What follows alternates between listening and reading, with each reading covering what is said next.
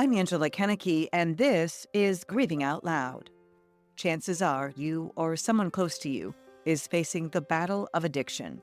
It's something we don't talk about enough, even though it does affect so many people. In fact, nearly 49 million Americans, nearly 17% of the country, are struggling with substance use disorder, according to the latest national survey on drug use. So why are we so quiet about it? A big part of it is the shame and stigma that surrounds addiction. Sadly, that silence often stops people from reaching out to get the help they desperately need. My colleagues would be like, you can't give her money. You can't go to her every time she comes. And at first, it was such a cycle of shame for me. And so now when I work with people, that's one of the biggest areas I work on with family members, and saying that to call somebody codependent, and especially a family member in crisis, is the most shaming, horrible, unethical thing you can really do. Today on Grieving Out Loud, a father and daughter bravely open up about their family's painful battle with substance use disorder. Through their raw and honest story, they hope to decrease the stigma and shed light on the struggles so many families face. She loved working and she loved making this business successful. When they sold their business, she didn't know what to do. That was a big part of her identity.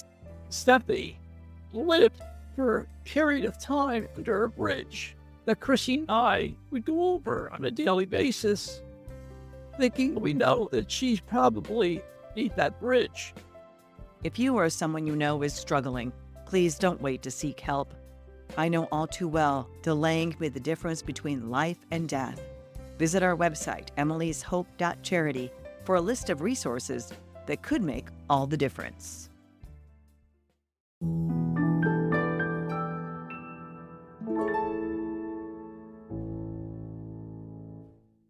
Today, I'd like to welcome father and daughter Chris and Cristina Cavallo to Grieving Out Loud.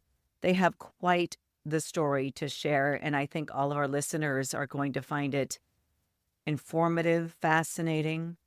It's also very tragic, but what you've done with the losses in your lives has been amazing. So thank you so much for joining me today. Thank you for having us. You're so welcome. I wonder, Chris, if we can start with you from the beginning with your wife, Robin. Robin and I actually met in 1975. We were both in active addiction. Chris says he and his wife tried several times to quit using drugs, but they struggled to find recovery. In 1979, despite their challenges, Robin gave birth to their twin daughters, Cristina and Stephanie. A lot of mistakes, a lot of neglect. I was not happy, period, for the first few years for the girls. I don't have a lot of memories as a child, except for this one very distinct memory, which my sister and I talked about a lot as adults, which was our parents leaving us at a babysitter's house and just her being a very abusive woman, and us waiting for my Nana, who was my mom's mom, to realize that we weren't home, and she would actually know and she would come get us. So it's not that I really remember the chaos of the everyday life, but that memory is very pronounced.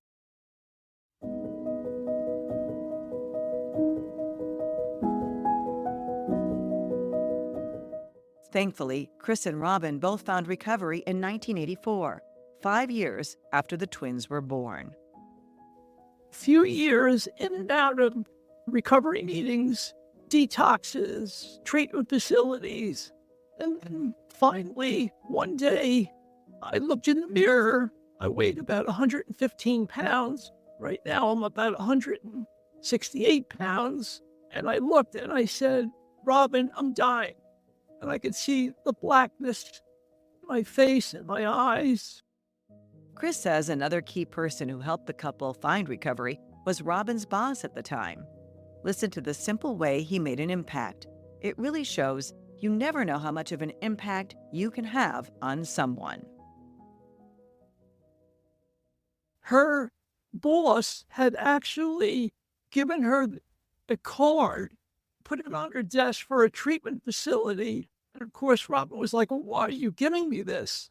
I don't do drugs. I don't maybe drink a little.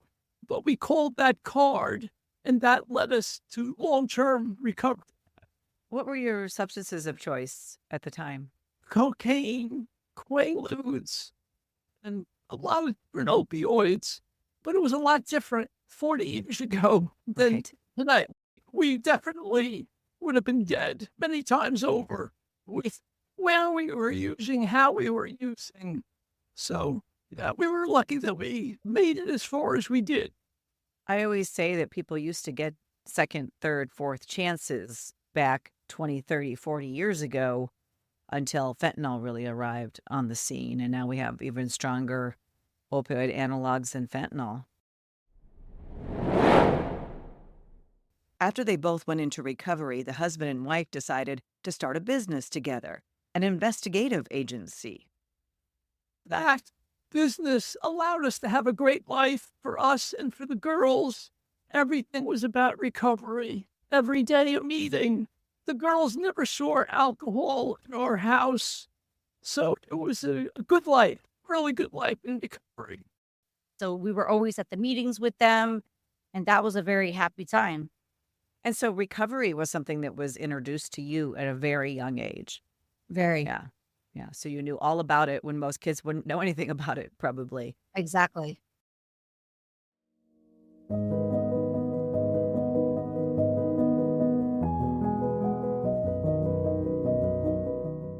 Robin became deeply involved in helping other women suffering from substance use disorder, sponsoring countless people along the way. Over her 17 years of sobriety, she became well known and respected within the South Florida recovery community. She was a very hard worker. Her and my dad were a really good team. He's more of the sensitive, nurturing, not to say that she wasn't, but he's definitely the more emotional and sensitive one. And she was just very hardworking. She was loving. That was just like the biggest thing when I think about her is just everything she did, she was all in. So she was just very committed to her recovery, very committed to the business that they started. She was a good mom. After being very committed to her business for a decade, the family decided to sell it in 1999. The business had done so well that they were able to retire. Like I mentioned, my mom was probably that became her addiction as well, like worked really hard. So when they sold their business, she was lost, didn't know what to do because that's where she found, and I'm very similar to her with that. That's where she found her value. Like she liked being a mom, she loved us, but it was very clear she loved working and she loved making this business successful. When they sold their business, she didn't know what to do. That was a big part of her identity. So she had got cosmetic surgery and didn't let the doctor know that she was in recovery. She was prescribed pain medication, and it doesn't matter how long after, your addiction will step back in.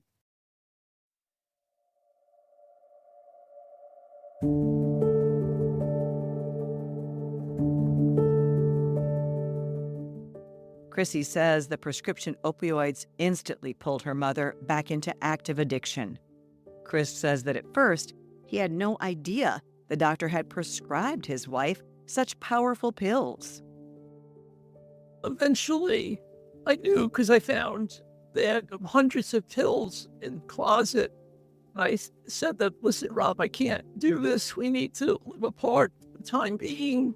She went away to a treatment facility and right around 9/11, and she actually got stuck at this facility for a month because it was outside the U.S. And they were treating with people at that time with something called ibogaine, which is a psychedelic. Ibogaine is illegal in the U.S. It falls under Schedule 1, a category that includes drugs like heroin. That classification means it's seen as having no recognized medical benefits and a high risk of misuse. However, it's unregulated in countries such as Costa Rica, Mexico, and New Zealand.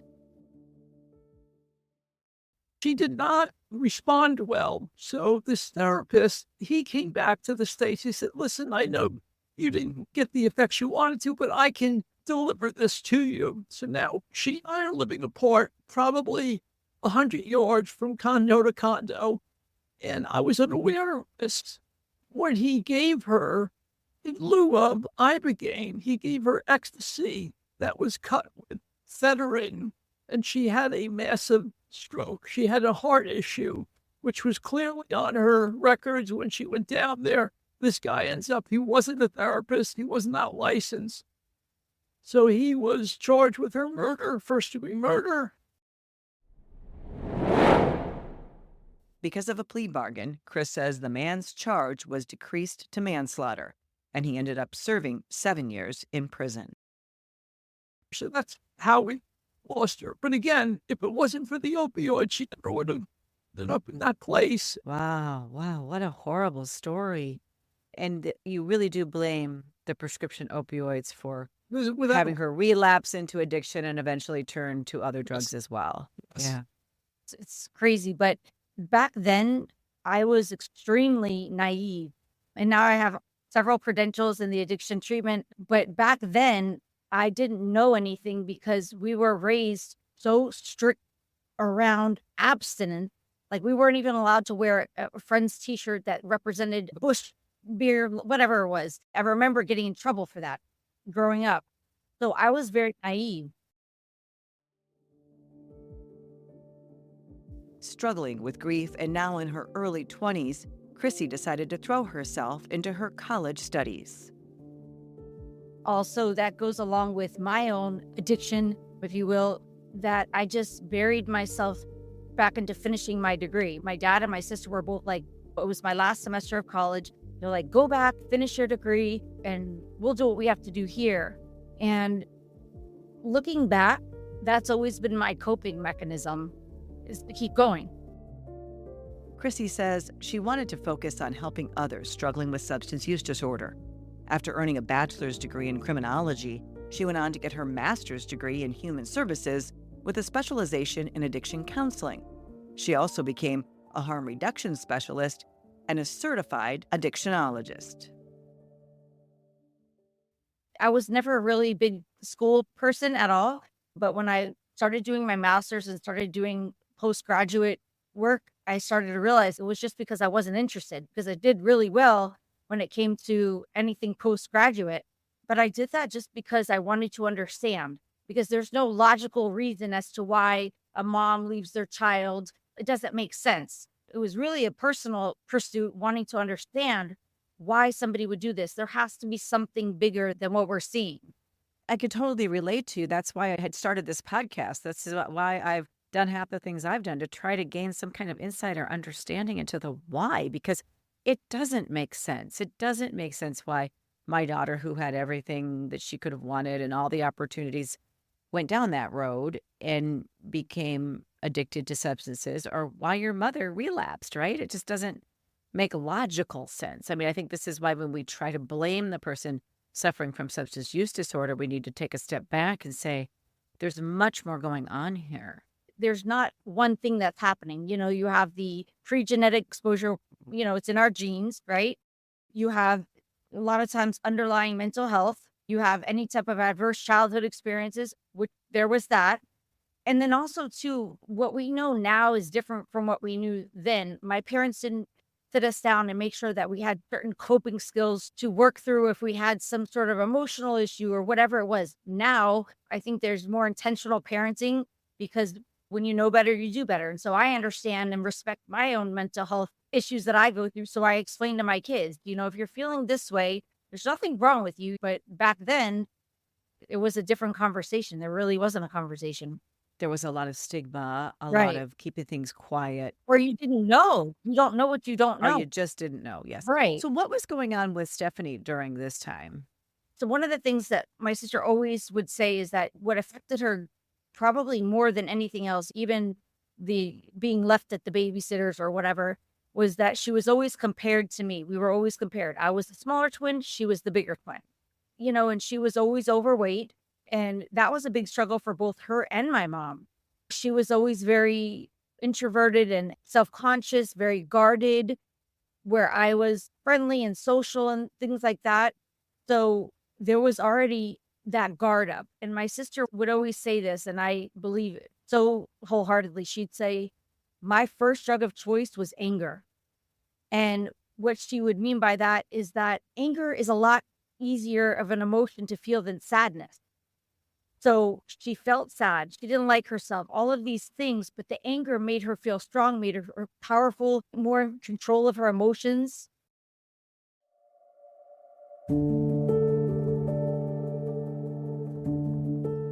But controlling your emotions, especially after losing a loved one, is difficult.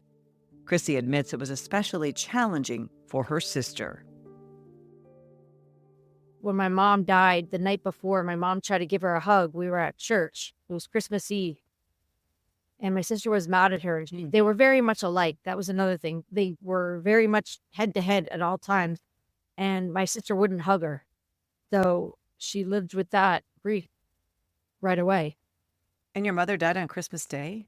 So they put her into a coma. Yeah. So it was really 26. And do you believe that Stephanie's grief really caused her addiction?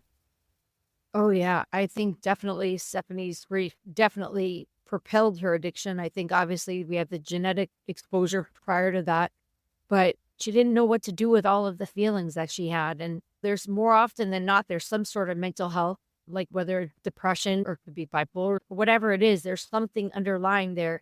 And for that chemical imbalance, the minute you try a substance, whatever that substance is, and it makes you feel level, it makes you feel normal, it's hard not to want to speak after that. And that's why it's so important that you give people the platform, because there's a lot of family members that don't feel like they can share because their loved one died, as a result of addiction. And it doesn't sound as sad as cancer in some people's mind because it's like, oh, you played a role in that. So I think Stephanie definitely, her addiction was definitely fueled by unresolved grief.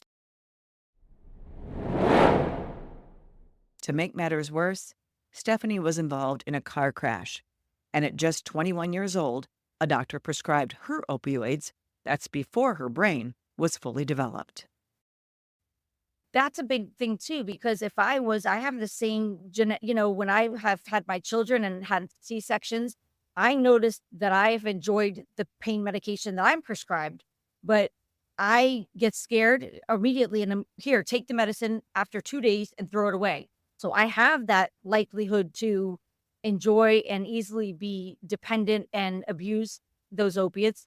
However, I put a lot of safeguards up to protect myself from that. It's interesting to me that twins, and were you fraternal twins then? Yes. Not identical? Correct. Yeah, it's interesting to me, though, that twins can come out into the world and they can have very different personality types, right? So personality does factor into substance use disorder as well, and how we handle things and how we react to things. And so you reacted to your mother's death by overachieving and studying what had gone wrong and why this had happened. And how did she react to it? But Stephanie, almost immediately, you could see, was just spiraling, either coming in late or not getting up for a day or two at a time, always justifying behavior, surrounding herself with just the worst of the worst. And I'm sure that some of the people that had Stephanie hang around with them, the parents were probably saying the same thing, stay away from her. So in and out of jail. I would also add to something that, I never knew about or understood or anything was we never had emotional boundaries. And that was a big part of her diving into the drugs, the people that were associated with that. There was no type of emotional boundary. It was whatever we did, we were always all in. We were always helping people. But I guess like my parents, they would always help other people. That's part of their fellowship. But we, on the other hand, there was no limit to that. And for my sister, that was a huge part of her demise, I would say. I'm thinking about that because my daughter was always all in whatever she did. If it was gymnastics or if it was art or if it was drugs, right? She was all in. It was 100%. Is that a personality trait, do you think? So I always say, one of my addictions is that I'm a perfectionist. And in society, it's respected It's respected, when it's in the right way, but it's extremely, extremely self-defeating, and it's self-harm, in other words. It really is, because it's never good enough. And then also when you put yourself around people that maybe, for example, with my sister, she felt good about herself when she was around a crowd that wasn't as good as her, so to speak. She felt good to be able to help them and to offer resources, support. And so when I look at it, it's pretty clear to me looking back. But, again, these are the things that people don't really know to look for or to look at, or even how to address if you did know what to look for. Have you lost a loved one to overdose or fentanyl poisoning? I'd like to invite you to share their story on our new Emily's Hope Memorial website called More Than Just a Number. They were our children, siblings, cousins, husbands, wives, aunts, uncles, and friends. So much more than just a number. You can submit a memorial today on morethanjustanumber.org.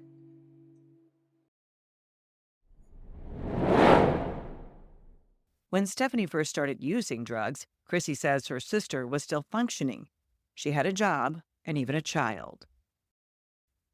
She wasn't always in the street and homeless. It got progressively worse. As my sister would always say, not yet. And she would say that when people would say, oh, I would never trade myself for drugs, or, oh, I would never be homeless, I would never leave my child. And she'd say, not yet. You'll do whatever you have to do to protect your addiction. This addiction is talking to you in your mind, especially when it comes to opioids. It changes the way your brain functions. Your reward pathway becomes very different, where we would say, oh, you're doing good if you get good grades. Your brain changes after some time and says, go for that. It made you feel better. It made things better for you. So over time, she'd lose a job. She eventually lost her child, her first child.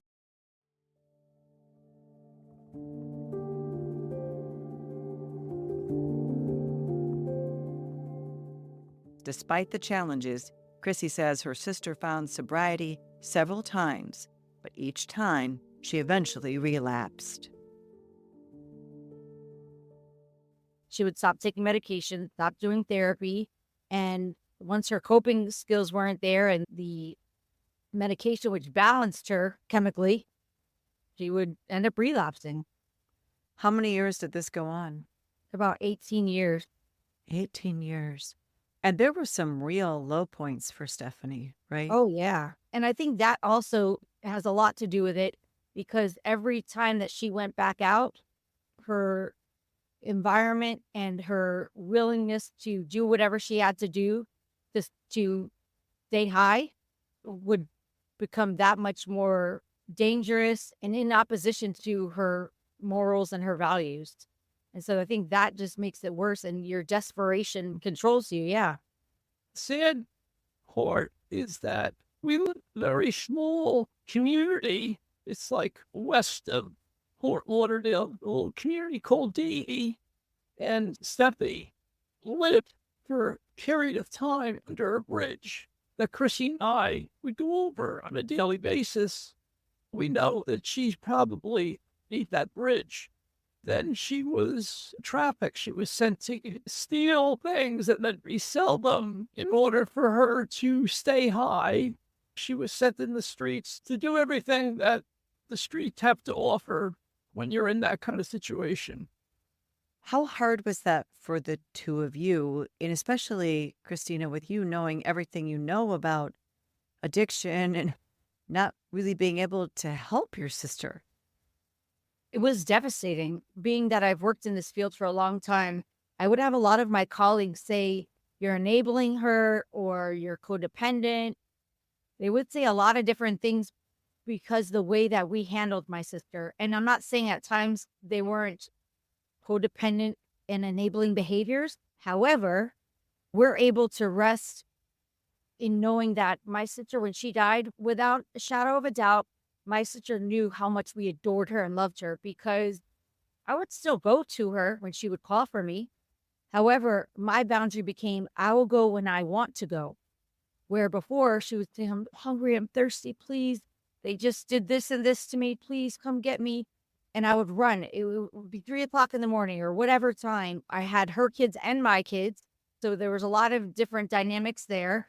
But I actually was able to feel good about what I was doing with the circumstances when I was choosing when to go, what I would give her, what I would do. Whereas my colleagues would be like, you can't give her money.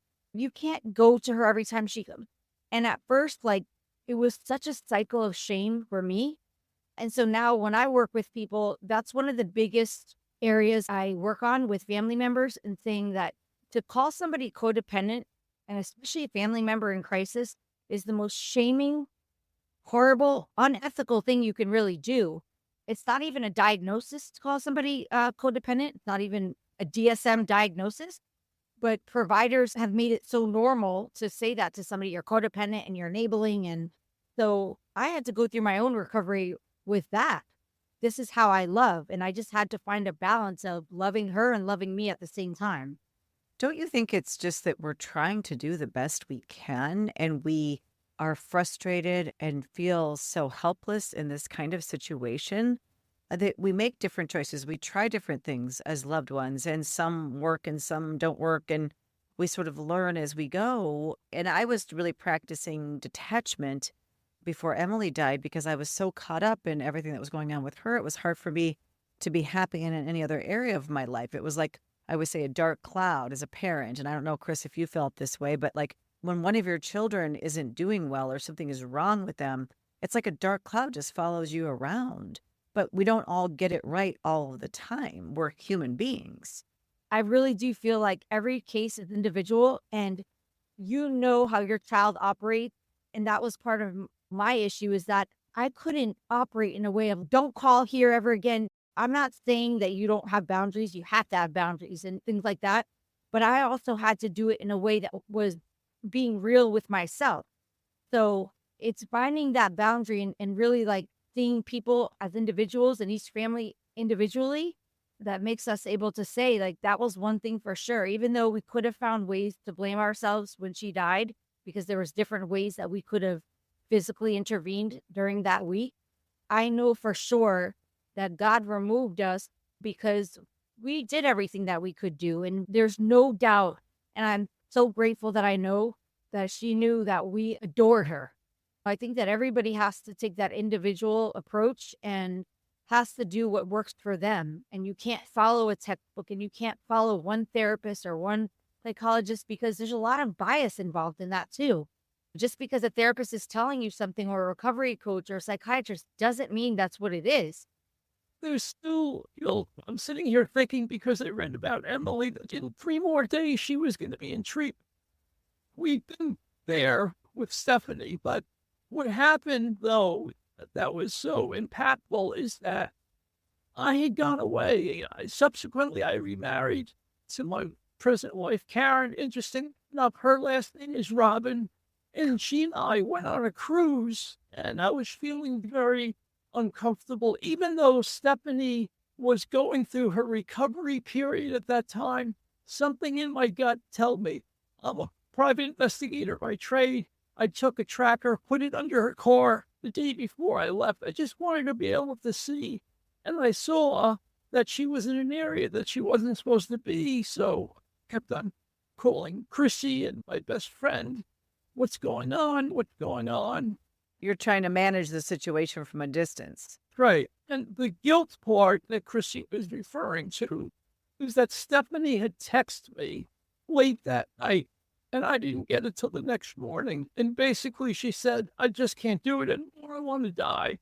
And of course, I felt, had I gotten that, maybe I could have talked her down over that one situation. But it was inevitable in today's environment, with regardless of whatever drug that you buy in the street, eventually your time's going to run out. It is.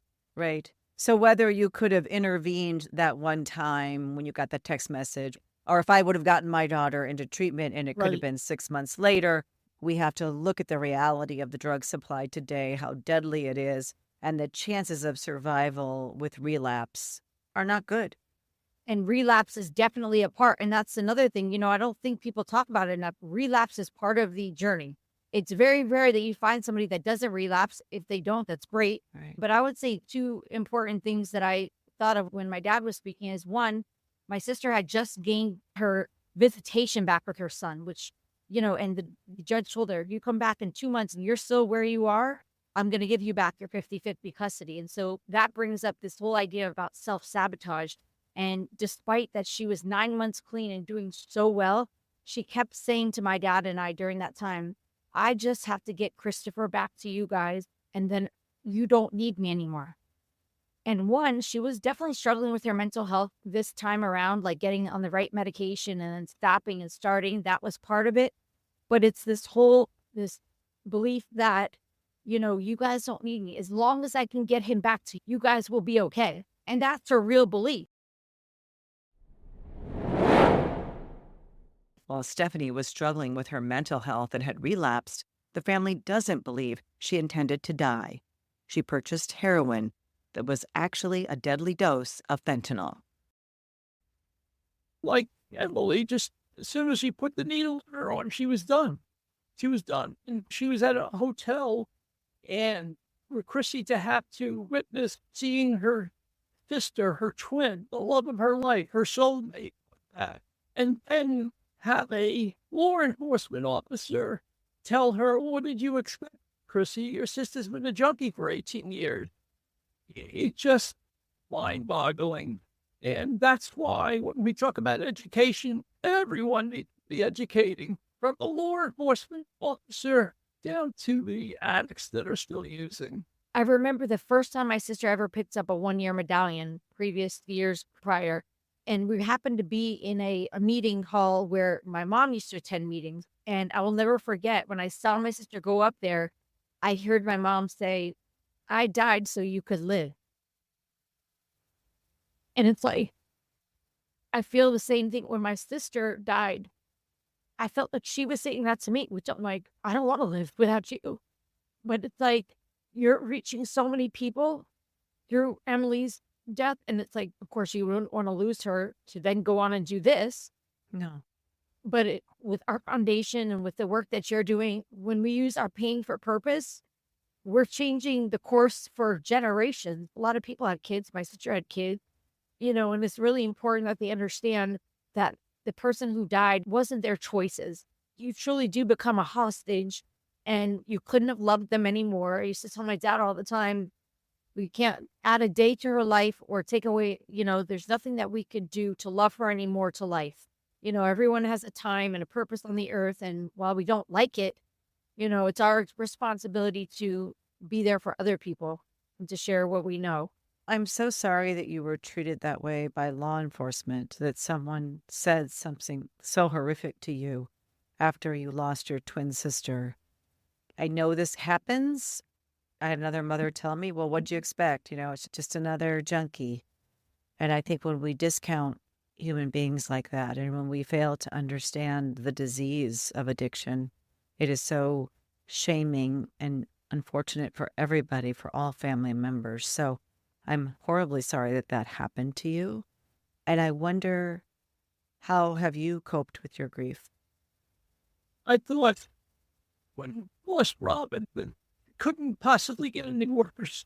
But when Stephanie died, it's the whole different, no matter how old your child is, 21, 42, they're still your child. So that was paramount. And Chrissy says to me, we have got to do something.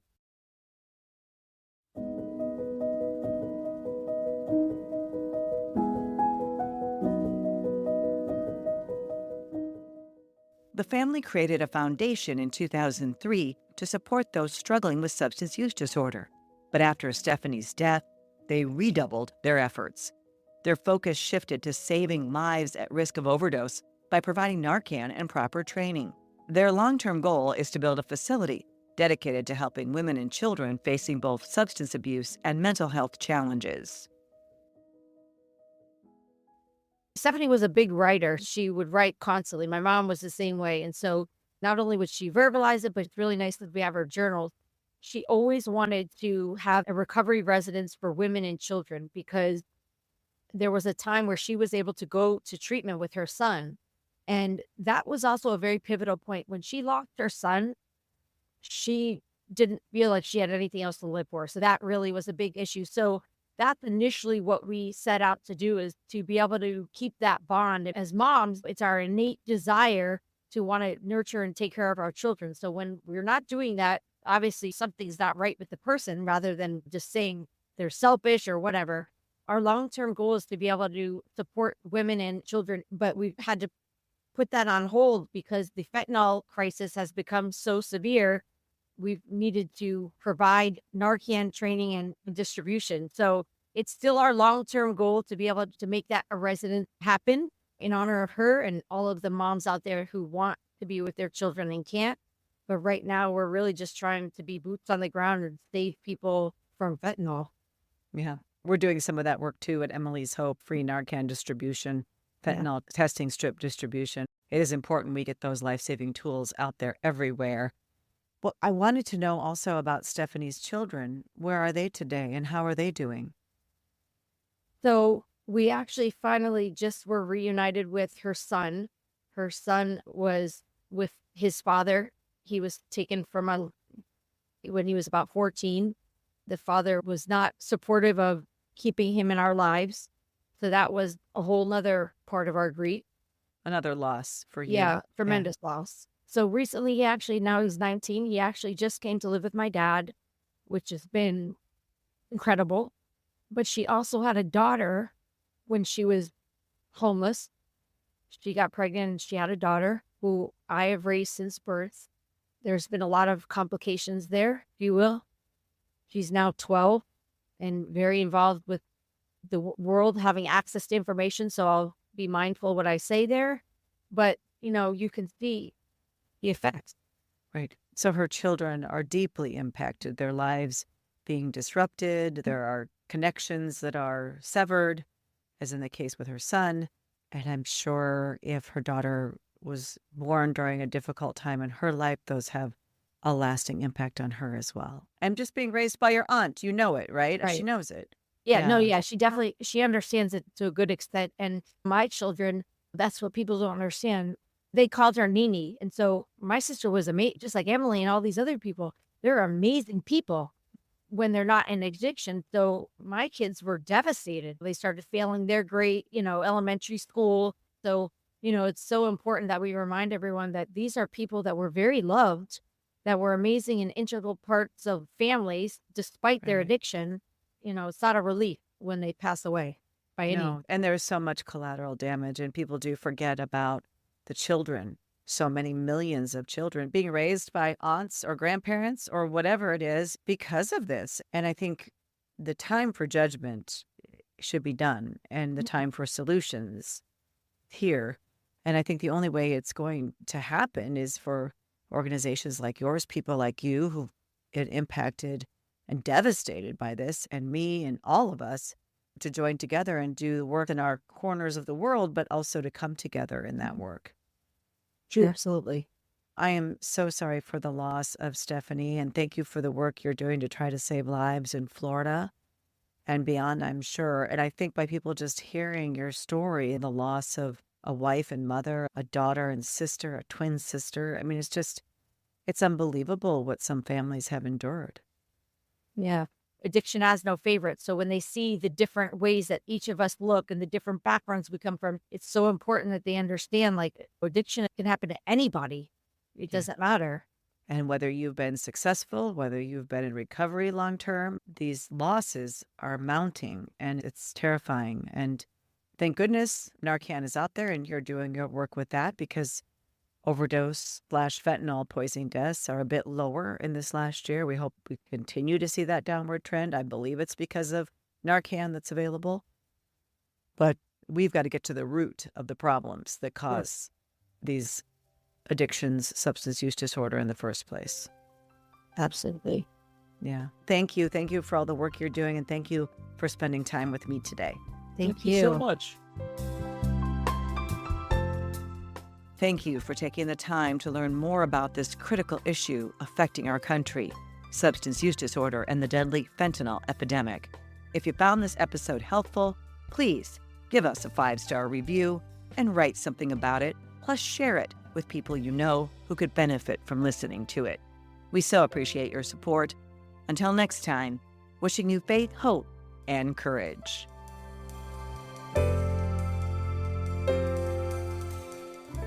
This podcast is produced by Casey Wannenberg King and Kaylee Fitz.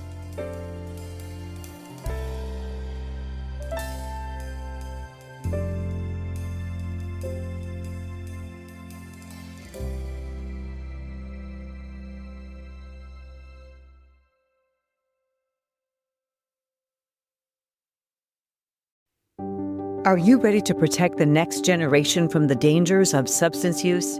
Emily's Hope has created a comprehensive K-12 substance use prevention curriculum designed to educate, empower, and equip students with the tools they need to make healthy choices. Our age-appropriate lessons start in kindergarten and build through high school, using science, real stories, and interactive learning to help kids understand their bodies, brains, and risk of drug use. We're already reaching thousands of students across multiple states, and we're just getting started. Visit emilyshopeedu.org to learn more and share our curriculum with your school administrators and counselors. At Emily's Hope, we believe prevention begins with education. Let's work together to keep our kids safe.